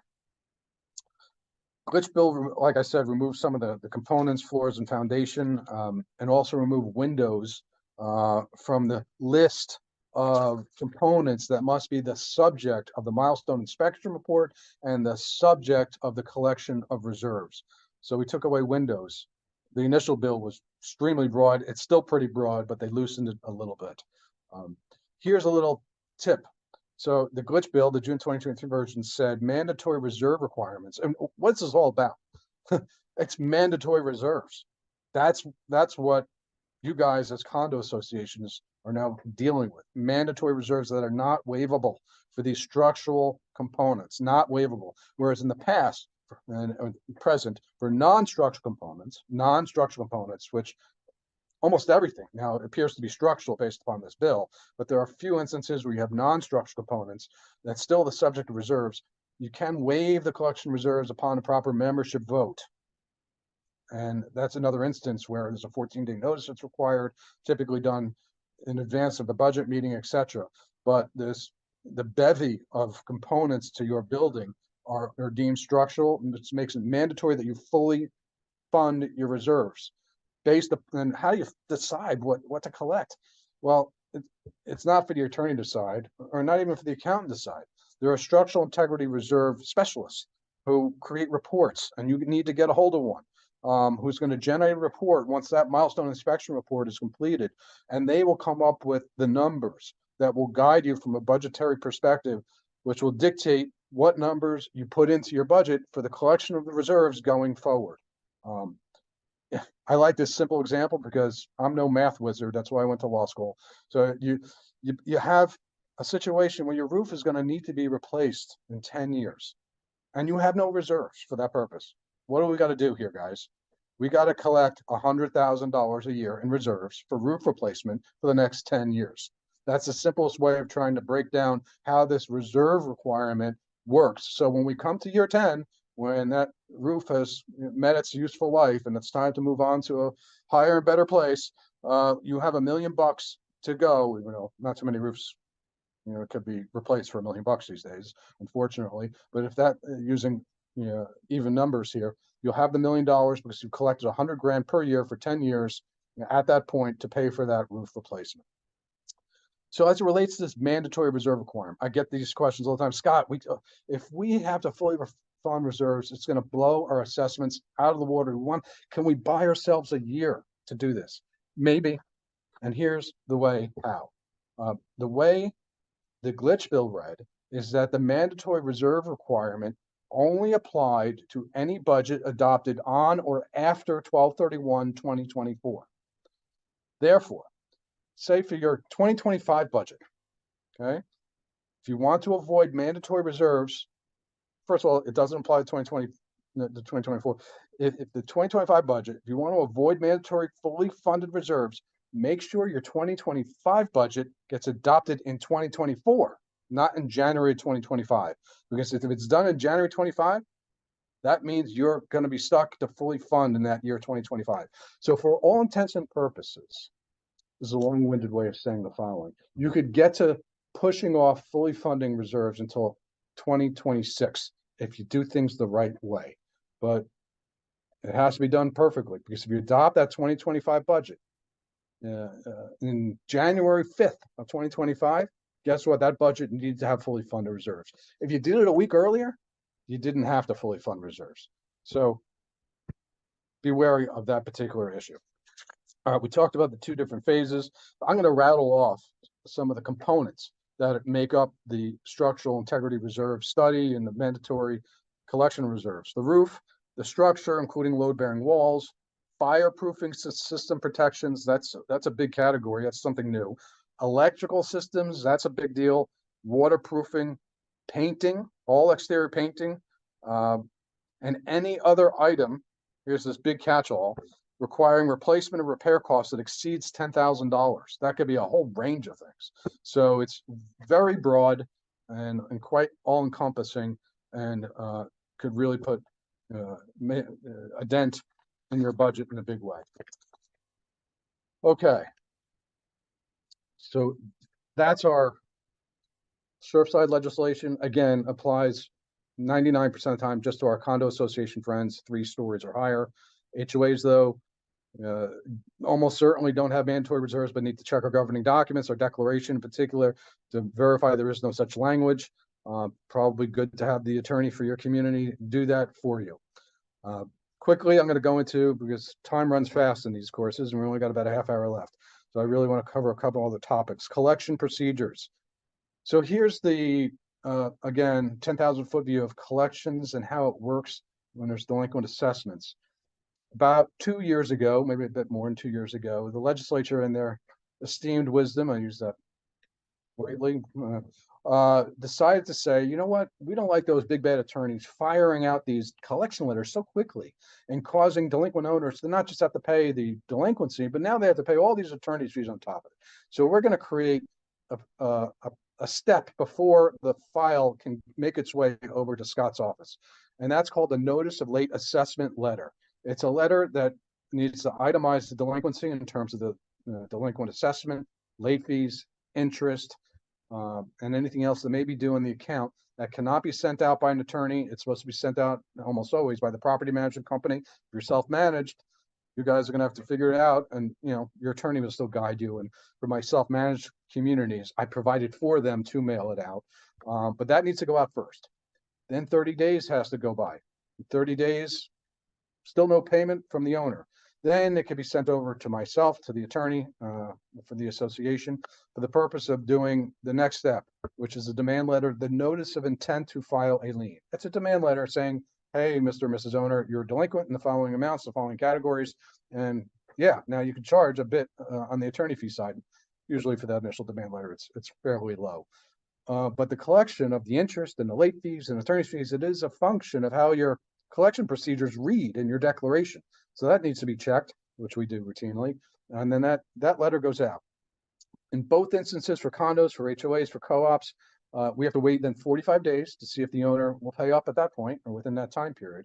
If they do not, then we move aggressively to the next step, which is to file a claim of lien on the property, itemizing all these amounts, and a copy of the recorded claim of lien gets sent out to the owner saying, you still didn't pay, and now we have a lien on your property as an association. The owner then has another 45 days to pay up, and oftentimes they do contact my office for those purposes and get the account current, inclusive of all attorney's fees, etc. So the association is not out of pocket anything.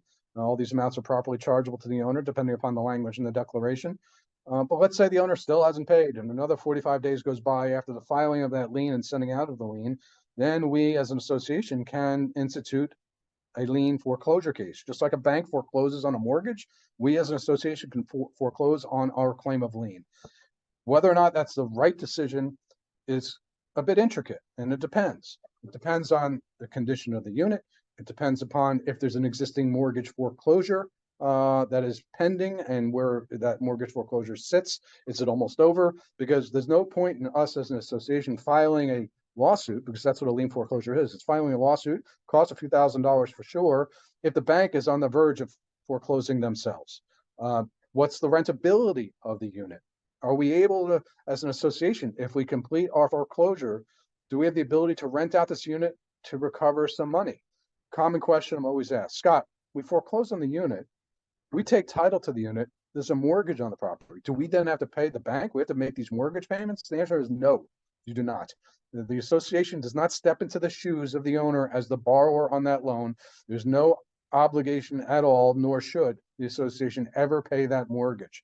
So it becomes a bit of looking at the docket, looking at the public records to see if there is a mortgage, to see if the bank is moving on any delinquency, if they filed a foreclosure case.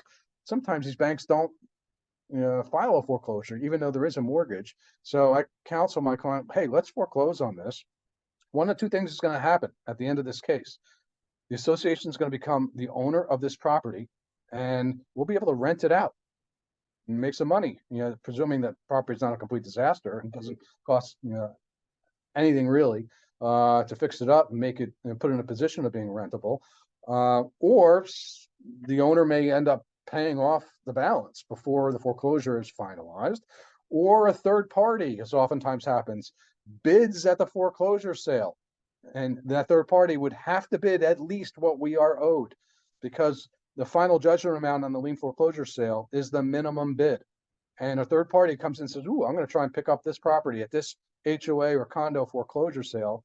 That bid results in them placing money into the registry of the clerk, and that money comes to the association, and we are made whole. That third party bidder, if they're the winning bidder, they get title to the property. We've gotten all the money to pay off the balance on the account, and we have a new owner of the property who now owes the assessments on the unit going forward as that new owner. So not a bad ending in that situation. Also, sometimes there are surplus proceeds. It's perhaps one of my favorite part of my practice because it's kind of like found money for the communities that I represent. Whether it's a mortgage foreclosure or even our lien foreclosure or a property tax deed sale where someone has bid, a third party has bid more than what is owed for property taxes, for the outstanding mortgage balance, or our assessment balance. That excess, that extra money is called surplus. It gets held by the registry of the clerk, and anyone who is a lien holder in the property, we're a lien holder. Remember, I said step 2, claim of lien. We're a lien holder. We get to make an application to the court to have surplus proceeds released to us. Say we're owed a couple extra nickels and dimes on the account. I've recovered tens and tens of thousands of dollars for these surplus proceeds, which are a nice surprise, particularly when you have a seriously delinquent account, where we're able to collect money to put a dent in that bad debt. What happens for mortgage foreclosures? Bank forecloses, like I was saying before. Are we out of luck as an association? Not entirely. So the way the statute reads, we as an association are statutorily entitled to a payment from the bank if they foreclose. Payment is something called the safe harbor amount, which is equal to this formula, which you're not going to commit to memory, but I'm going to say it anyway. It's 1% of the principal balance of the mortgage. So say it's an old $300,000 mortgage that was not paid and foreclosed on, 3%, or 1 year's worth of your association's assessments. Here's the bad part, whichever is less out of those two numbers. That equals the safe harbor sum. That the bank, once the bank becomes the owner of the property through the issuance of the certificate of title by the clerk, upon the bank winning their case and concluding their case, bank must issue the safe harbor payment. We send out these demand letters and we track, you have to track the mortgage foreclosure to find out when the bank has gotten title so we could demand the safe harbor payment from them. And guess what? The bank now owes the assessments going forward as well because they are a new owner. What happens if a third party comes in and buys the property at the mortgage foreclosure sale? No problem. That's a great scenario for us because we get to then point our finger at that third party. This is the way the statute reads, provided we don't have contrary language in our declaration. Can say to this winning bidder at the mortgage foreclosure sale, congratulations as being the new owner. You are jointly and severally liable with the prior owner for the past due assessments. So we get to now say, pay up for 5 years worth of assessments. 5 years worth of assessments. That's what we're entitled to collect based upon the 5-year statute of limitations, which could be a nice sum. And Quite often, these third-party bidders who think they're so crafty and bidding at these mortgage foreclosure sales are not aware of this.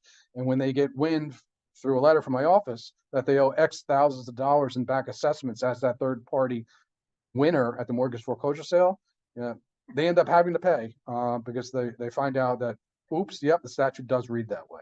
But it does require a reading of your declaration to make sure there is not contrary language that limits our ability to make these claims against third-party winners. Pieces of advice in terms of going back to breach of fiduciary duty and liability as board members. Be careful about your own personal involvement in delinquent accounts. Do not do the following. Do not put on the association's Facebook page a list of all the delinquent owners out there. Do not post at the clubhouse. The following people owe money to the association. Do not go knocking at the door of an owner who owes money and say, when are you going to pay up? We need the money. Those are all elements or examples, rather, of potential harassment that constitute a violation of the federal and Florida Fair Debt Collection Practices Act, which give rise to personal liability for you as well as liability to the association, which may or may not be covered by your D&O policy, your directors and officers liability policy. So leave that for your property management company and or your attorney to handle the collections of these accounts. If an owner comes knocking on the door and says, I'm so sorry, I've been delinquent, here's my check for my delinquent assessments, don't take it because it may not be the correct amount. And you may say something untoward that could give rise to liability.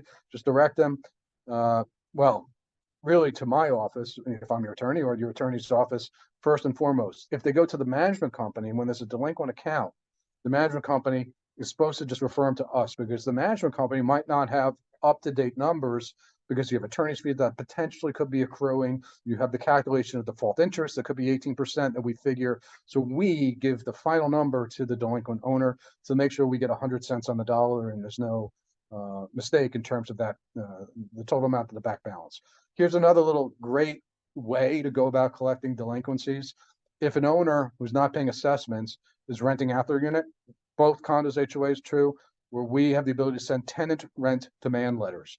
So we send a letter to the tenant saying, yeah, hi, Mr. and Mrs. Tenant, your landlord, the owner of that unit, not paying the assessments, you now statutorily, per our demand in this letter, have to turn over your rent to us as the association, which we have the absolute right to do. There's a statutory change 7 or 8 years ago. Terrific tool. What happens in those cases?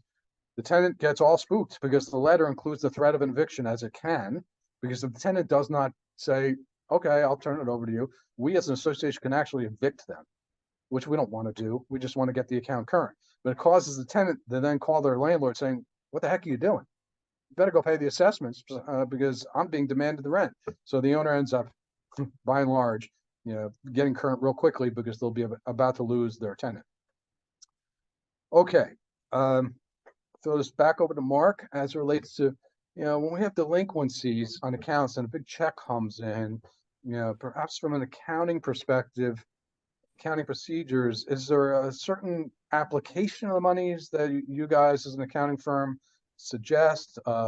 Also maybe talk about rental income in the sense that we foreclose on a property in a lien foreclosure and we rent it out, we got rental income coming in. How is that treated from a tax perspective? From a tax perspective, all rental income is taxable. There's allocations you can take against it. I always tell clients, keep the receipts for any individual project. Sometimes, in renting out, you see that the place is damaged and, the kitchen needs to be replaced or just windows and doors need to be hurricane proofed. And these are all things that can go against the cost of the building. Otherwise, your accountant's going to try to take a standard calculation of what the actual costs are for the building and allocate it to that unit.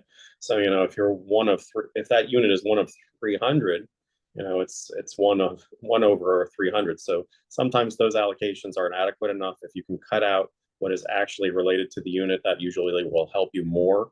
Electrical costs, water costs that the association has to incur with regard to them are also deductible.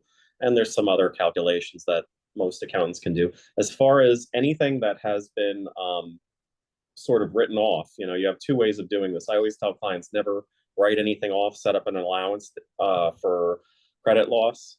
That's the new language that we're required to use. We don't say allowance for bad debt. It's an allowance for credit loss. You're kind of coming up with a calculation to discount, in some cases, the time value of money that you're not having access to. And, that's one way of doing it. If at any point, for whatever reason, an association does write something off and they are able to collect, through the collections, you will have a line item that will say recovery for bad debt. And, even if you don't get to a write-off situation, if you've had an allowance in previous years and it needs to be recalculated because collections have gotten significantly better, you'll have a recovery of bad debt. And, that'll go towards, to the extent of, how revenue is calculated. As I said, bad debt will lower your revenue. Recovery of bad debt will increase your revenue for the calculation when you're thinking about, do I need an audit, a compilation, or a review? Excellent, thanks. Okay, we're close to like the 10-minute mark. Time flies when we're having fun, right?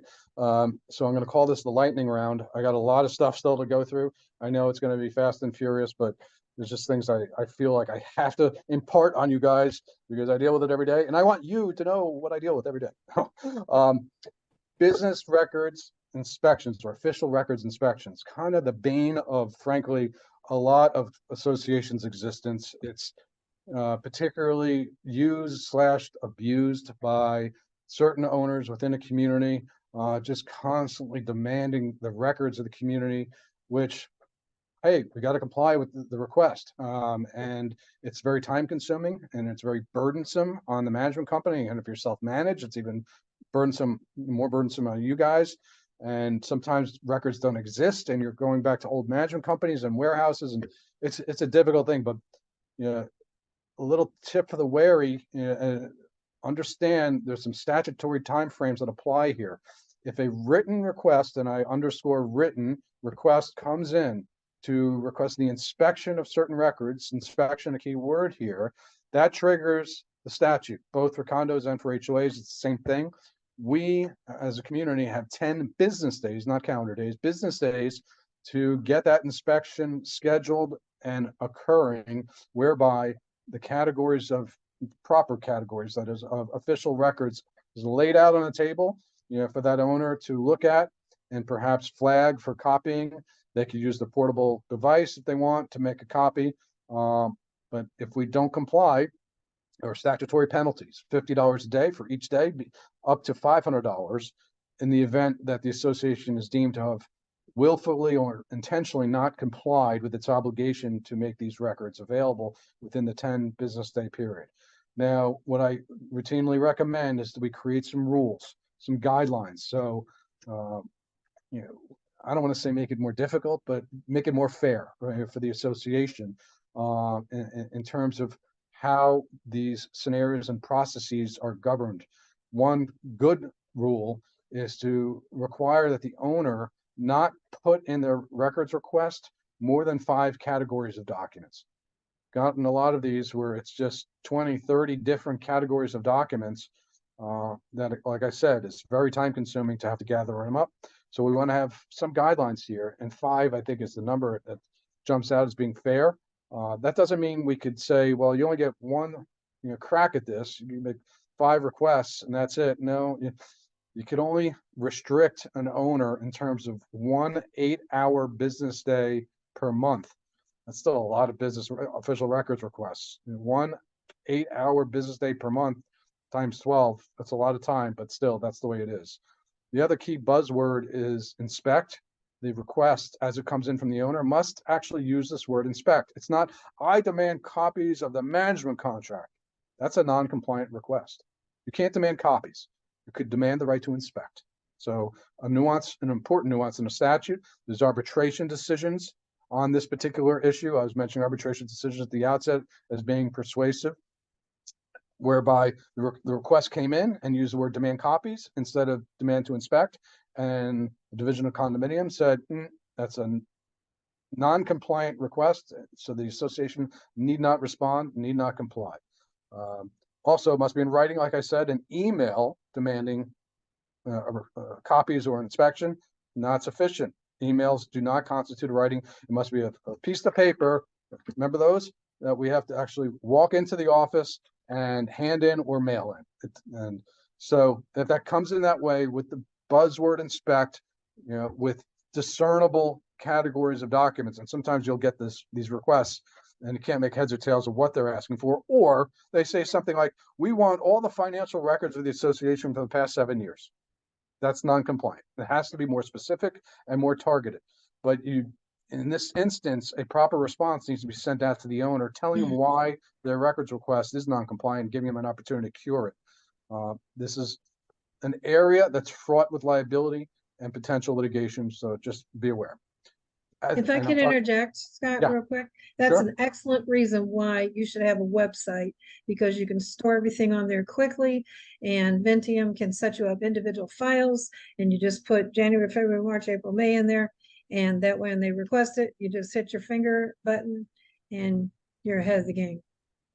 That's a great point. I mean, I almost forgot to mention, and Peggy reminded me, by doing that, by having Vinteum set up a website for you with all the records on there, that obviates your obligation to set up an inspection, because you could just point them to the website, or you could actually deliver the documents to them electronically by email if you want. If that's a preferred method, that's okay too. But listen, pointing to the website is the best way to handle it. Otherwise, you or your property manager are dealing with an in-person inspection from probably a thorny owner. I could also, a little tip, the inspection doesn't necessarily have to be at the clubhouse, doesn't necessarily have to be at your building. It could be anywhere within 45 miles of the community. So if you feel like making it a little more difficult, you could always schedule something elsewhere as long as it's within 45 miles. All right. So rules and regulations apply to these scenarios as well. Like I was talking about, it just creates some parameters, some fairness, the ability to charge certain administrative fees. If we have that built into rules and regulations, adopted at a board of directors meeting, only need 48 hours notice for that type of rule to be adopted. Going backwards to the notices of board meetings, reminding me, since we're in the category of rules and regulations, if we're adopting a rule, and here's where the niceties of these statutes are really specific. If a rule pertains to parcel usage, what does that mean? What does parcel usage mean? Well, you cannot paint your house anything other than the following colors. That's parcel usage. The usage of your particular lot and home, perhaps. That's a rule, can be adopted by the board of directors in certain circumstances, and I'll explain that in a minute. But that has to be done on 14 days notice, mailed out to the community, the notice of the board directors meeting with a copy of the proposed rule. The idea being important rules that deal with parcel usage affecting owners in this manner, they need to see it in advance, 14 days in advance, and digest it and be ready for this meeting in 2 weeks when the board's going to consider adopting. But a rule as relates to the business records inspection, that doesn't affect parcel usage. So that can be done just on a 48-hour basis without having sent out the rule even to the membership in advance. What rules are okay to adopt and what aren't? God, we're running out of time already. 4 minutes. Okay. Anything that is not inconsistent with how your declaration reads. So rules are generally there to fill in the gaps, to fill in the pieces that are not otherwise addressed in your declaration. Parking, swimming pool rules, those types of things, perhaps even rental application criteria not covered in your declaration. We can make those rules as well. That's another example of parcel usage, rental criteria. So that's 14 days in advance too. All that can be built in rules. Why are rules great? Because only the board needs to adopt rules all by itself. Yeah, with proper notice, as I said, but it's promulgated and voted upon by the board. What if we need to change something in the declaration and we don't like how it reads? That's a membership vote. That's a big deal. It has to be sent out 14 days in advance. And depending upon how your amendment section of your declaration reads, oftentimes you need 2/3 or maybe 3/4, maybe a majority, perhaps. It's all over the place. More times than not, it's 2/3 of the membership to approve of a change to your declaration. Hard to do it all the time, but it's challenging. And if you don't get it done the first time around, with the limited proxies are good for limited proxies are used for voting purposes for these amendments. So what we do, we send out well in advance the proposed amendment, ask folks to vote yes on the limited proxy form. Perhaps it's a line item, say we have 10 things we want to change in the declaration. we have a line item that give people the choice to vote yes or no for the particular line item, and that's fine. Let's say, leading up to that membership meeting where those votes are supposed to be counted for the yeas and the nays, we're going to be short. We know it. What do? We postpone the meeting. The limited proxies are good for 90 days. So we schedule a new meeting, say 3 weeks down the road, and we scurry about to try and collect a few more yes votes to limited proxies. The limited proxies that we have, that we collected, those are banked, those still are counted towards the ultimate vote. And sometimes it takes 2, 3, 4 of these meetings within this 90-day period to get over the top, to get the requisite votes, to get these amendments through. Okay. 2 minutes, here we go. Finding procedures. You cannot fine anyone unless you have a fine committee. Full stop. Doesn't matter how terrible the behavior is, how egregious the conduct is, how blatant the misconduct is, or the violation. There's no fining unless you have a fine committee. Right? What makes up a fine committee? At least 3 persons, not board members, not related to you as a board member. Once appointed by the board, but you have to have 3 people. And here's the process real quick. There's a serious violation. Where does it go first? Go right to the fine committee? No, it goes to the board of directors first. You guys at a board of directors meeting first decide this is a violation and this is the fine. Now, here are some caps in terms of the fine. $100 per day, capped out at $1,000. When is it 100 and when is it 1,000? Say someone hasn't cleaned the roof in their HOA, and each day is a violation by itself. $100, $100, $100, up to, if they're 10 days worth of dirty roof we're talking about, you have $1,000. Memorialize the meeting minutes at a board of directors meeting with $1,000 as fine with specific delineation as to the reason. You don't have to put the owner's name, but you do have to put the address. And then it goes to the fine committee for a hearing to be scheduled at least 14 days out, with then notice to the owner saying, hey, you've been fined by the board of directors for the following reasons, and the reasons must be articulated by virtue of a change in the statute as of October 1st, 2023. We're having a fine committee hearing where the fine committee will hear you out, hear your side of the story, and make one of 2 decisions: either uphold the fine or reject the fine. That's it. That's all the fine committee can do. They can't reduce the fine. They can't say, hey, let's give them 30 more days. The fine committee has only that authority: uphold or reject. In between, if the situation gets cured, the board always has the ability to say, okay, we're good. He fixed it. We're going to do away with the fine, cancel the fine committee hearing. That's still within the purview of the board to do that. So that's fining. I know I'm out of time, but I have to say it. If you have other instances of misconduct or violation, whether it's, you could buttress the placement of a fine on an owner, if you have a fine committee, with the pre-suit statutory mediation process, which is fairly effective, where a special letter goes out to the owner demanding they participate in pre-suit mediation, to get together with a mediator, with the attorney for the association, with a representative of the board, whether by Zoom or in person, to discuss the issue, to try and resolve the issue. Sometimes it works, sometimes it doesn't. It generally, more often than not, is successful. If we can't resolve it, then the association will have a litigation option if it's an important enough issue to prosecute. I have to say one more thing, sorry. MARTA, Marketable Record Title Act. If your community is more than 30 years old, you have to check or have your community association attorney verify that your documents have not expired.